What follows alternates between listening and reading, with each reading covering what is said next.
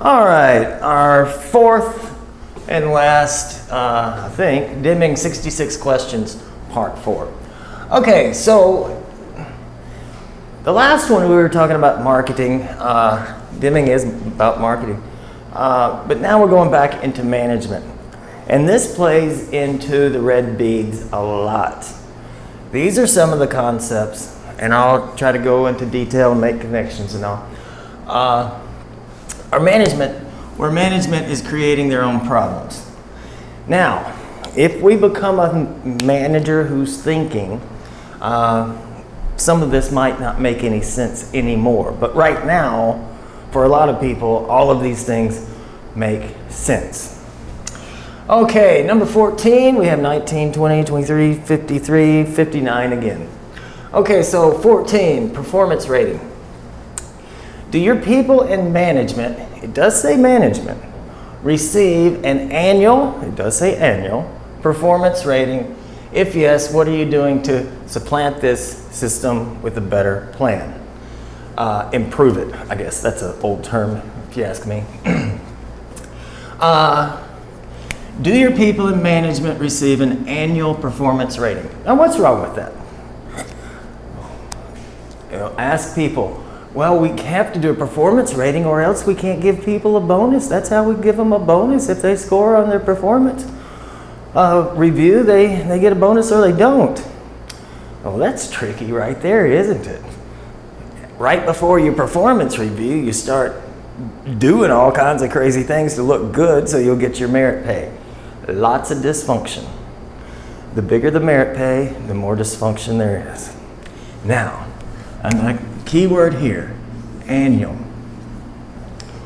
Why would you wait, if you think performance reviews are good, why would you wait a year to tell somebody they're good at something or they suck at something? What sense does that make? Why don't we have continuous feedback that's helpful?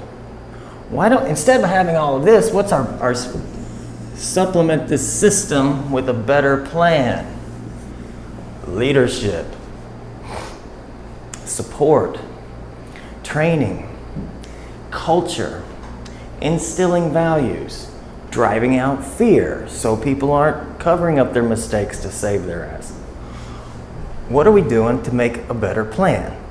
Now, I think when he's saying add to it here, that we do need feedback. Yes, of course we need feedback.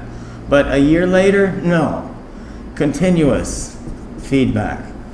We have open relationships. We have communication, no fear. We're all trying to improve. Now, if, and we went in class, we went a half an hour on this one little thing. If the employee gets a 6 out of 10 on their performance review, what should management get? Now, you also have to go back and look at what is management in control of. Look up that video. What is management in control of? If the employee can't get the job done, according to Deming, the employee is either in the wrong position or under bad management. That's it. Wrong position, bad management. So they could be in the wrong position. I've experienced being in the wrong position a lot of times. Playing guitar, making hamburgers. I wasn't supposed to be the person who puts the toppings on the burgers because I can't remember all of that. It's not for me. I'm a grill master. That's what I do. What is management in control of? The system, the equipment, the processes, the coworkers, the training, communication, fear. What else? That's it. What was management in control of in the red beads? Everything except this and this. They were in control of everything. Raw materials. So, if the manager gives the employee a 6 out of 10, what does the manager get? If the manager is in control of the system and management's in control of basically everything around the employee, culture, values, all that stuff, the way we do things around here, what does the manager get? I say at most a 6 out of 10. So when the manager gives a person a 6 out of 10, the manager should look in the mirror because they are allowing an employee to fail. So that's their problem. We need a better plan. What's the better plan? Employee involvement, continuous improvement, support, coaching, leadership, giving them everything they need to be successful, not trying to be the judge and find fault. We can find problems and improve those. Number 19. What is your program for elimination of work standards, numbers, and quotas? He's going to do this again. And replacing them with competent knowledge and leadership. And I hope you're starting to get this. What does Toyota say? Work like the hare. Oh, sorry, work like the tortoise until you can run like the hare, actually. Get it, get the system, the processes right, and then speed up. Now, you're going to hold the employees responsible for their numbers. You give them a quota. You have to do 100 a day. Well, what's that going to get you? If there's a problem, they have to hit 100 a day, and you're not going to get quality. You're going to get quantity over quality. So, leadership. That might be, it is, being able to say your theory why. The assumption that people want to do the right thing. They want to be good at something.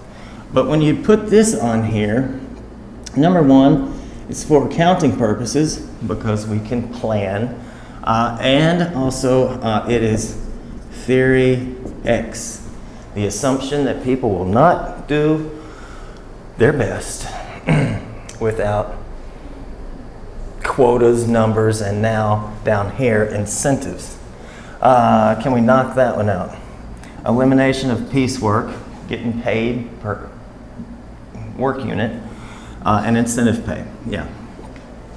When we have the incentive pay, just like the merit pay, the bigger the incentive, the more dysfunction you're going to get, the more covering up of problems, covering up of defects, fuzzy numbers, and you're creating your own problems.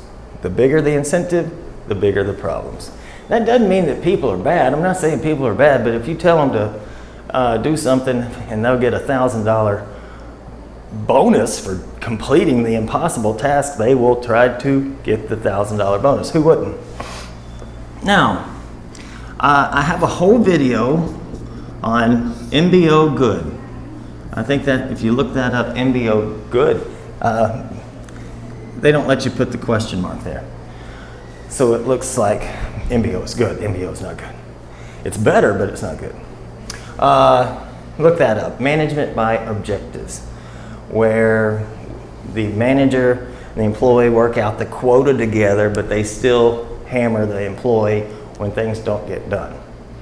And the employee who wants everything done right might be punished, and the person who did everything wrong but appeared to be doing everything right gets the bonus. Okay, so we got that done. Also keep in mind that employees' performance does not include the system being what management is in control of. Equipment, processes, raw materials, all that. Now, commissions. Quickly, I'll try to get this across to you. Commissions, are they good? Oh, everybody gets commissions, right? If they're in sales or this, the bank, they get commissions. Commissions can eat you alive. Commissions forces the person to go out there and pressure sell. Who wants a person to be a pressure salesperson? Please buy, please buy, please buy more. I can give you an example of, you tell a salesperson to go out, you get a commission and you sell all of this. And let's say they have a certain amount of potato chips or something, and they go and they talk the first store into taking twice as many as they need, second store twice as many as they need, then they run out. They call into the office, they say, order up some more. I haven't finished my route. And I've already told my wife we're building a swimming pool. So they order up more and they sell twice as much, twice as much, twice as much.